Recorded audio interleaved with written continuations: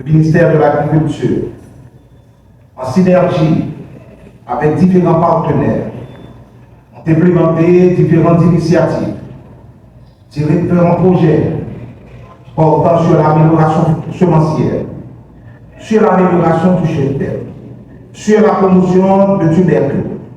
En tout cas, la mise en œuvre du projet d'agriculture résiliente pour la sécurité alimentaire, je vous parler du projet PARSA, avec l'appui financier de la Banque mondiale dans les trois départements du Grand Sud, les Nîmes, le Sud et la Grand'Anse, sévèrement affectés par le tremblement de terre du 14 août 2021, et dans deux autres départements, le Centre et le Nord-Ouest, constituent un bel exemple pour s'attaquer à l'insécurité alimentaire, comme le démontrent les différentes, en tout cas, les trois composantes principales du projet PARSA.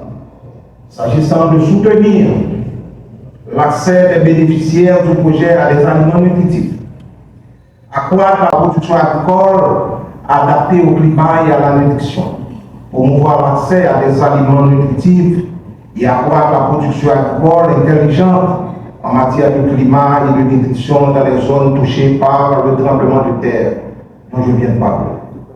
Néanmoins, il faut signaler en particulier que le Grand Sud compte entre 40% et 50% de sa population dans la phase 3 et plus de l'IPC, bien avant le séisme selon les données de la CNSA.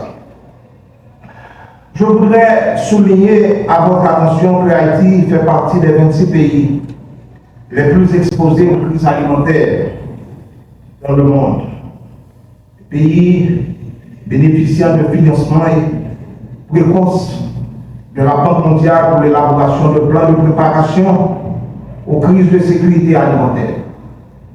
En effet, le processus d'élaboration entamé depuis l'année dernière, conduit par l'État haïtien, sous pilotage de la CNSA, est à la phase d'achèvement. Je me plais à préciser que pour le gouvernement haïtien en général, et pour le ministère de l'Agriculture en particulier, une telle activité revêt une importance capitale, puisqu'elle est en droite ligne avec l'axe du redressement économique, de réhabilitation des infrastructures, de la sécurité alimentaire et sanitaire. À cet effet, l'élaboration et la mise en œuvre du plan de préparation aux crises de sécurité alimentaire représente une opportunité pour relever le défi du nexus humanitaire et le développement de manière concrète à travers une approche multisectorielle, des interventions cohérentes, concertées et coordonnées. Alors, il me faut bien sûr signaler que le ministère de l'Agriculture est impatient de travailler avec les institutions nationales et internationales impliquées activement dans la lutte contre l'insécurité alimentaire aiguë pour une articulation de son plan d'action avec les interventions urgentes.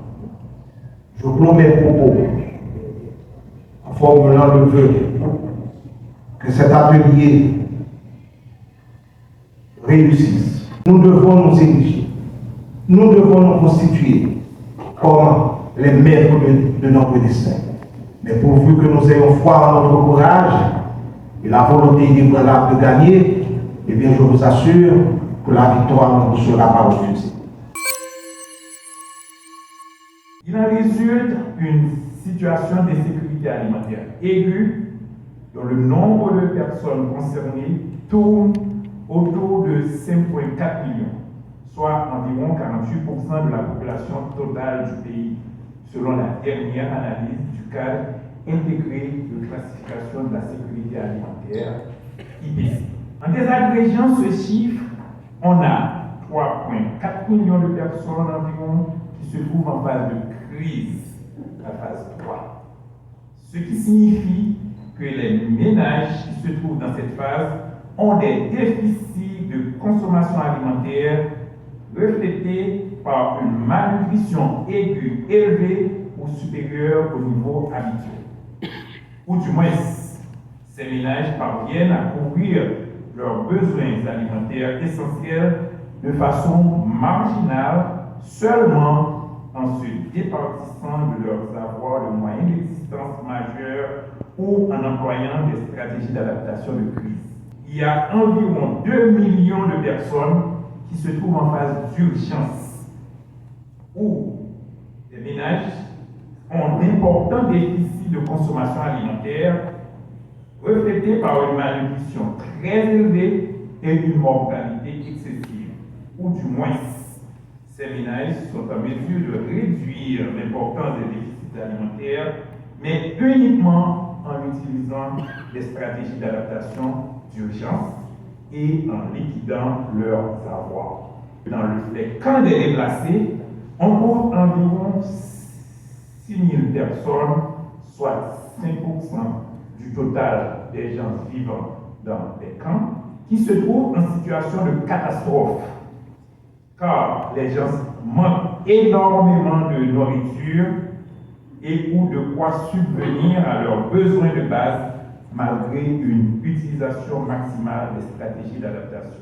Cet état de fait requiert des actions urgentes pour protéger les moyens d'existence et réduire le déficit de consommation, sauver les vies et les moyens d'existence, prévenir des décès à grande échelle et éviter un effondrement total des moyens d'existence.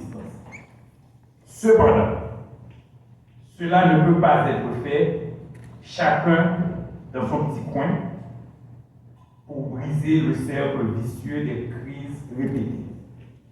Il faut à la fois des interventions à long terme et des réponses bien coordonnées et systématiques qui peuvent être déclenchées tôt lorsque les risques de crise commencent à se profiler. Est-ce pourquoi nous sommes ensemble aujourd'hui et ça va durer 3 jours pour travailler sur le plan de préparation aux crises de sécurité alimentaire qui est un plan opérationnel national qui commence par définir ce qui constitue une grave crise de sécurité alimentaire et nutritionnelle pour le pays. Il doit expliquer comment les risques de crise sont activement suivis et mis en évidence et décrit les protocoles étape par étape, les rôles et les échéances pour la mobilisation de financements supplémentaires ainsi que les déploiements d'interventions rapides. Le pays s'est engagé dans une sortie de crise. La sortie de crise nécessitera un dialogue national et des décisions sur des équilibres sensibles dans les réponses à apporter, notamment entre prévention, renseignement, dissuasion, intervention, coordination et gouvernance.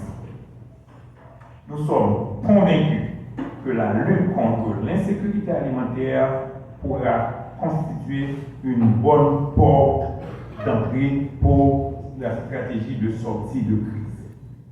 Le pays en a grand besoin, donc ensemble, mettons-nous au travail. Haïti continue de lutter contre l'instabilité politique, une crise sécuritaire sans précédent et une fragilité chronique. C'est également l'un des pays les plus exposés et les plus vulnérables au monde si l'on considérait les motifs naturels qui ont frappé le pays au cours des dernières décennies. Toutes ces conditions ont affecté les conditions de sécurité alimentaire de la population, notamment au milieu rural où les taux de pauvreté sont les plus importants. Vous le savez déjà, mais je vais l'entendre répéter. Près de la moitié de la population, 48%, est confrontée à des niveaux élevés d'insécurité alimentaire aiguë, classée en situation de crise. Au pire. Face au déficit de financement, nous avons malheureusement constaté que la situation ne devrait pas s'améliorer dans les prochains jours, car l'aide alimentaire humanitaire est essentielle pour répondre aux besoins de ces hommes, femmes et enfants en difficulté. En effet, 89% de la population nécessite une action urgente. Le Banque mondiale est heureuse de financer le gouvernement d'Haïti à travers le projet PASA, le projet d'agriculture résiliente pour la sécurité alimentaire, pour élaborer le plan de préparation aux crises de sécurité alimentaire, rassembler des éléments de préparation aux crises suivantes et jusque-là fragmentés dans un cadre opérationnel cohérent pour soutenir la reconnaissance systématique d'une crise émergente. Nous espérons que ce plan permettra de mettre en œuvre rapidement et de manière concertée des mesures conjointes entre les partenaires gouvernementaux, humanitaires et de développement pour prévenir et atténuer les impacts de la crise. Ces mesures s'appuient sur les actus de plus de 60 partenaires humanitaires et de développement multilatéraux et bilatéraux de GAFC et du tableau du bord mondial de la sécurité alimentaire et nutritionnelle, ainsi que le GNAFC.